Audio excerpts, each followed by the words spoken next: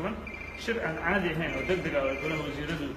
xukuumadda dowladda federaalka yeesheen oo shir gudoominaya ra'iisul wasaare ku-xigeenka mudane mahdi maxamed guuleed qadar ayaa looga hadlay arrimaha amniga gaar ahaan qaraxii shalay ee kooxaha argagixisada ka fuliyeen hotel Nansablo 2 ee magaalada muqdisho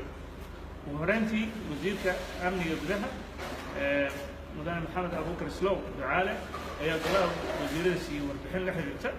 dhacdadii masiibada qaran ee 14 Oktoobar iyo tii shalay 28 Oktoobar ee kooxaha argagixisada geysteen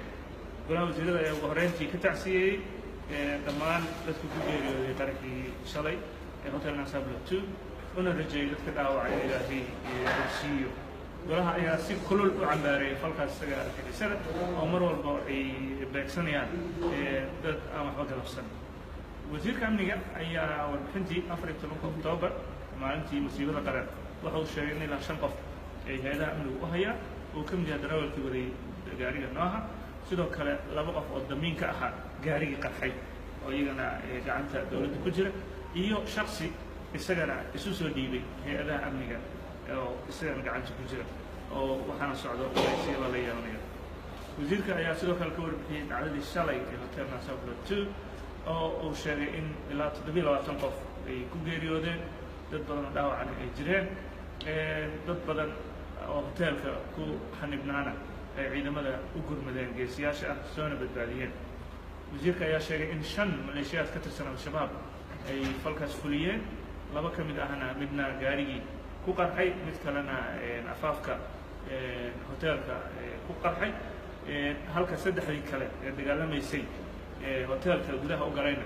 ugu dambeyntii gacanta ay kusoo dhigeen ciidamada geesiyaasha haddana ay ku socdaan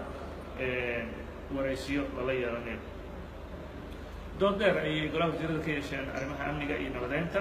soona jeediyay talooyin muhiim ah oo lagu horumarinayo amniga dalka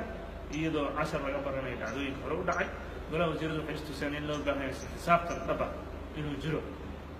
intaas kadib wasiirka amniga ayaa golaha wasiirada ka codsaday si isla xisaabtan u dhaco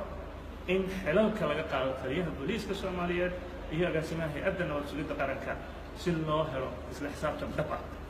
golaha wasiirada ayaa dood dheer ka yeeshay kala soo jeedintaas wasiirka ugu dambeyntiina cod aqlabiyad leh u qaaday in xilalka laga qaado taliyaha booliiska Soomaaliyeed cabdixakiin daahir saciid saacid iyo agaasimaha nabad sugidda qaranka cabdullaahi maxamed cali sambalooshe aad iyo aad u mahadsantihiin